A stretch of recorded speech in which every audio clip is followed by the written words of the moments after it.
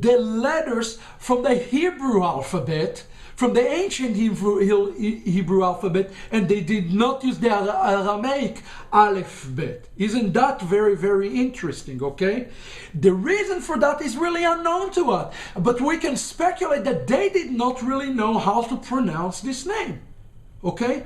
Let it be also very, very plainly stated this time that Yeshua, our Mashiach, our model, and yes, it's not Yehoshua, it's Yeshua, okay? Yeshua, our Messiah, okay? Did not pronounce God's name even once. There is not a single shred of evidence in the Greek manuscript that we have, which is the truest manuscript that we have in our possession. We don't have a Hebrew.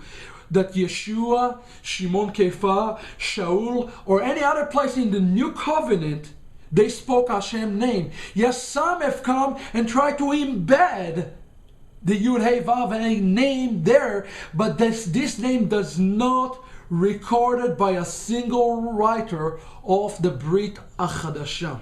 Okay? Oh, in modern time, biblical scholars tell us that Yahweh is the really correct punctuation of God's name. Well, maybe they know something that our sages for the last 2,000 years, didn't realize, okay? We should keep in mind that these Christian biblical scholars, okay, are the same one who gave us the name Jehovah. Obviously, they are incorrect from their lack of understanding of the Hebrew language. The uniqueness of Hashem name is the fact that it's made out of letters and not from tnuot, amot kriya, a way to know how to pronounce those letters without stopping. We don't even know where to stop and stop when we pronounce Yud, Hey, Vav, Hey. Okay? So this is also very, very important point to bring. I will give you an example. Rabbi Rashambam says that it should be pronounced as the word Ihyeh. Okay? In some other places, they say that it's written as Oveh. There is not a uniform agreement among the Jewish people who debated it over the years how to pronounce it.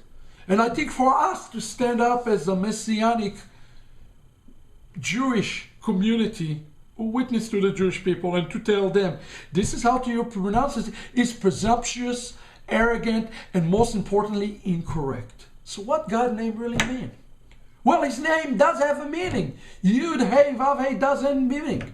And it's mean Haya, Hoveh, and Yeh. What does it mean? Okay? It's a beautiful picture of the way Jewish people see God. They say He was, He is, and He will be. In essence, they say God is without a beginning and He is without end. And because of that, we cannot really grasp Him. And yet, here we are, and we try to understand everything about Hashem and His nature and everything about Him, even though we have no beginning and without end. And we try to give Him a name as this name somehow bring us closer to the kingdom.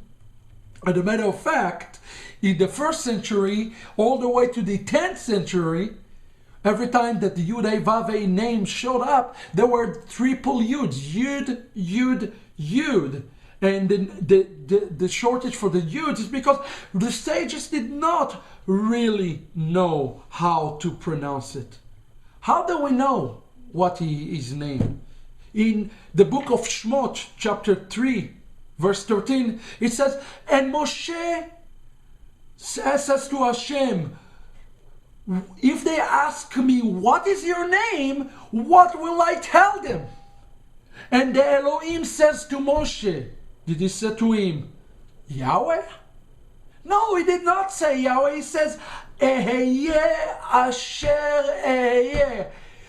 And that means I am whoever I am. Eheyeh is His name. So really, technically, We should not call him Yahweh, we should call him Eheyeh. If we want to be accurate, that is his name according to him. See, I think we need to focus on his attributes and his nature rather than as a magic word that make us closer to him, as it is a recipe that is close to witchcraft. You know, in essence, the word in Hebrew, you know, what does his name mean? You know, the word in Hebrew, Ahava,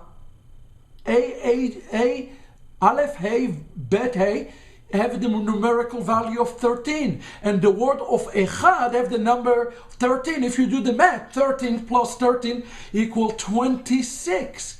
Well, 26 is the letter Yud, Hey, Vav, Hey, which means God is one who loves us. Okay? You see, in Judaism, and I do agree with the rabbis, okay, God does not have one name. God has in some places 72 names, and in another places there are 216 letters who make one name. And if you read throughout the Tanakh, God is manifest in many, many ways, names. And for us to pick one name and say, this is the name, is really putting Hashem in a box. I will give you an example. And I hope that you will put your Jewish thinking cap on and look things from Hebraic and Jewish point of view and not from the Goyish point of view. For instance, when the high priest went to the Holy of Holies, okay, when he went to the Holies of Holies, he pronounced God's name quietly. And this place where he went to the Aron HaBrit, it's called Devir. Okay, it's called in Hebrew Devir. Isn't it interesting that the word Devir in Hebrew equal the numerical value of 216? This represents the name of God. You see, how can we argue that? Or I will give you another example. When he was there in the Holy of Holies, he was next to the rock of the creation. Okay, the word for the work of the creation is the word Shtiyah. Well, the word Shtiyah, if you know Hebrew, is equal to the value of 720. Well, in Hebrew, there is no zero. So you really truly get the value of 72. Well, the rabbis say that there are 72 names for Hashem. And each name is a different manifestation for Hashem. Yet we are going to stand up and we're going to say, oh, we know how Moses pronounced it. And there is only one way and there is only one name. I want to close from a quote from the book of Philippians. And I hope you will lift it in prayer. He said, brethren, whatsoever things are true, whatsoever things are honest, whatsoever things are just, whatsoever things are pure, whatsoever things are lovely, whatsoever things are of good report, if there be any virtue, and if there be any praise, think of those things. Friends, knowing Hashem's name does not bring our Jewish people to the kingdom. Or what it does, it's push them aside from the kingdom. Or what it does is to provoke them to anger. Or what it does, it's pushing us away from the tree that is Israel. When Shaul took Timothy, he told him, I will circumcise you not for your salvation. I will circumcise you so you will not be a stumbling block to the Jews.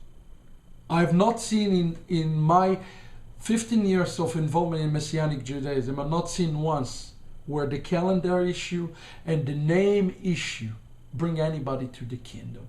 And I hope that you understand that I am not here to attack those who believe in the sacred name. But I am here to challenge them to stop focusing on the things that do not bring glory to the kingdom of God.